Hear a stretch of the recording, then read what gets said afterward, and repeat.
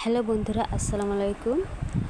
অনেকে আছে জামার পেছনে ফিতা দিতে পছন্দ করেন এবং যে কোনো স্টাইলে জামা বানাতে গেলে ফিতা যদি দিতে হয় তাহলে ফিতার যে শেষ মাথায় ফুলটা থাকে সেই ফুলটাই আজকে আপনাদের সহজভাবে বানিয়ে দেখাবো।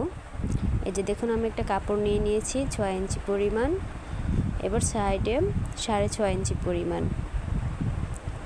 এবার আমি কাপড়টা যেভাবে ভাঁজ করব আপনারাও ঠিক সেভাবেই ভাঁজ করে নেবেন। এই যে দেখুন, কাপড়টাকে আমি ভাঁজ করে নিচ্ছি।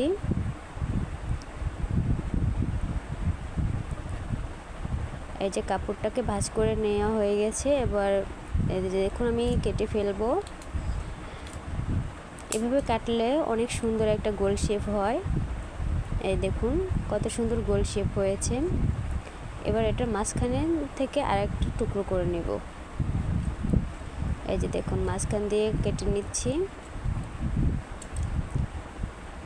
এটা দুটো টুকরো হয়েছে, তো দুটো থেকে আমি একটা নেব। এখানে একটা কুচিওয়ালা কাপড় বসিয়ে নেব। এই যে দেখুন, আমি একটা কালো কাপড় আগে থেকে কুচি দিয়ে রেখেছিলাম। এই কাপড়টা এখন এই সাইড দিয়ে বসিয়ে নেব। এই যে দেখুন, বসানো হয়ে গেছে।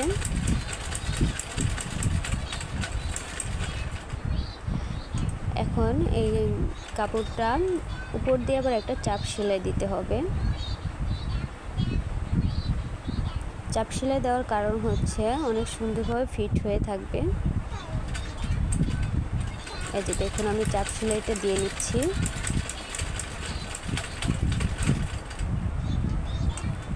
আমার চাপ সেলাই দেওয়া হয়ে গেছে। এবার দেখুন কত সুন্দরভাবে ফিট হয়ে রয়েছে। এই যে চাপ সেলাই দেওয়া হয়ে গেছে। এবার এখানে আমি সামান্য একটু কেটে নেব।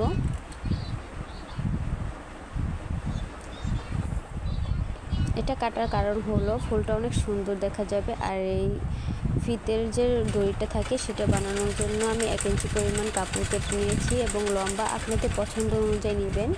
ফিতাটা কতটুকু লম্বা দিবেন সেই অনুযায়ী আপনারা লম্বাটার মাপ দিয়ে নেবেন। এই যে এখন এই ফিতাটা আমি মাঝখানে বসিয়ে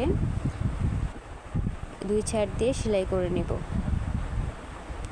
সেলাই করে নিয়েছি। এখন দেখেন আমার ফুলটা রেডি হয়ে গেছে। এই যে জামার ফিতে হয়ে গেছে।